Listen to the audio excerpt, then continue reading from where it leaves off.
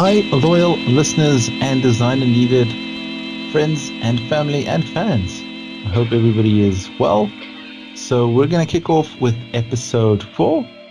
Can you believe it? 4th episode already.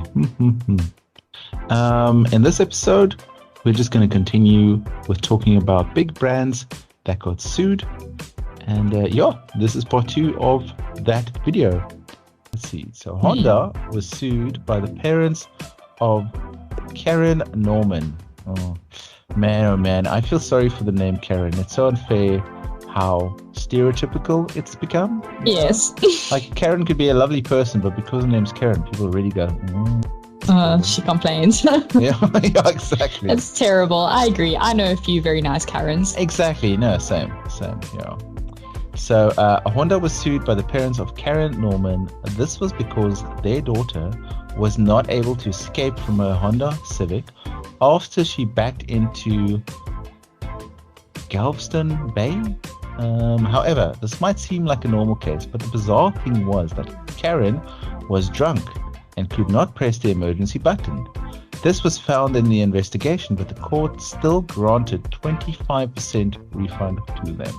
They basically won the case against Honda, in spite of the fault of their drunk daughter.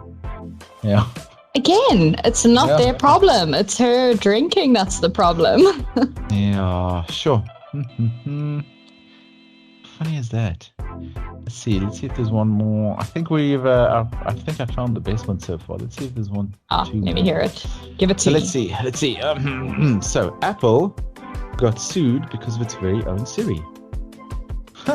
Siri? So Apple got sued because Siri was not working properly.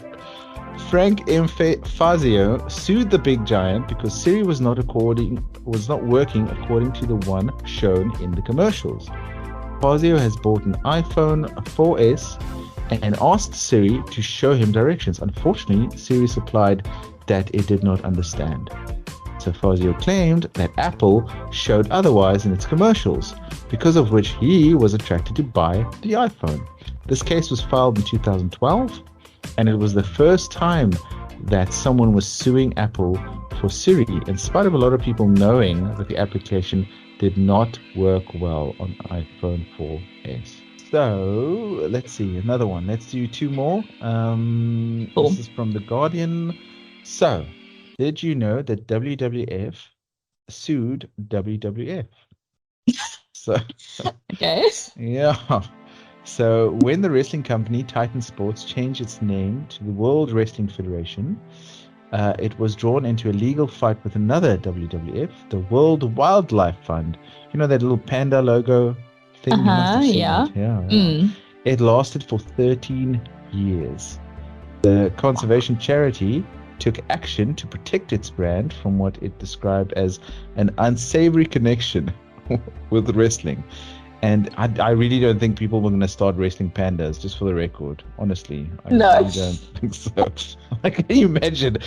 I think you would come second against trying to wrestle a panda. But anyways, so in 2001, a court in London ruled in its favor. Not one to take a beating lying down. The World Wrestling Federation challenged the ruling, and after it was dismissed, it threatened to appeal. The wrestlers eventually gave in, and this explains it now, I understand. They eventually gave in and spent millions rebranding the World Wrestling Entertainment, WWE. Okay, so now we know why it's WWE and not WWF anymore. Yeah. It also used the line, "Get the F out," as a marketing slogan. After the World Wildlife Fund's victory, a spokesperson for the charity said, It's been the wrestlers against a cute little panda bear, and the panda won. Yes. So you can wrestle against pandas and win. Yeah. Hey. Well, no, the wrestlers lost. The panda won. Oh yes, sorry, I've confused myself. No, that's fine. But that's wild though. But I mean, again, that's like an acronym. So I suppose, it makes sense that they sued them. But if someone, names their company DN, we're not going to go say, That's designer needed. Sorry. Let's sue you. No, absolutely not. So let's finish off with a last one. So Starbucks versus Sandbucks. So Starbucks has not been one to shy away from trademark battles with considerably smaller adversaries. The world's largest coffee chain once went after a restaurant in British Columbia because it was called Hyderbucks, and took a Texan bar owner to court over a beer he brewed and sold named Starbuck. Sam Buck Lundberg, a coffee shop owner in a small town of Astoria in Oregon, didn't have long to wait for her Starbucks order when she used her name to brand her shop Sambucks. Starbucks sent her a cease and desist letter, reportedly offered $500 to rebrand, but she didn't comply. The case went to court in 2005. A judge ruled in favor of the coffee giant, ordering her to drop the name Buck from everything in her store, including the coffee cups and the front window. Lundberg's verdict, after the ruling, told ABC News, "People think this is a crock of crap." She probably used other words, but yes. So yeah. Cool. Well, I think that's that. How was that? That was quite interesting, eh? Yeah, that was very interesting. No, a few of those really surprised me.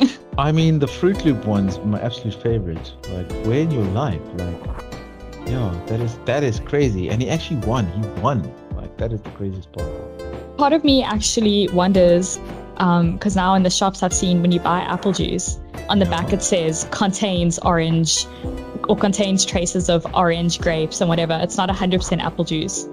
So they have to say it's like 50% apple juice or whatever. But so they, in like small writing, it'll always say 50% apple juice or something. It'll never be 100% apple juice. Yeah. And it never used to do that. And a part of me wonders if someone sued them because it's not 100% apples. Well, now that you're onto that, have a look next time you buy something from, I think it's Beacon and Nestle. So because they don't use, you have to use a certain percentage of cocoa bean in the chocolate for it to actually be chocolate. So now it's called confectionery. It's not called chocolate anymore.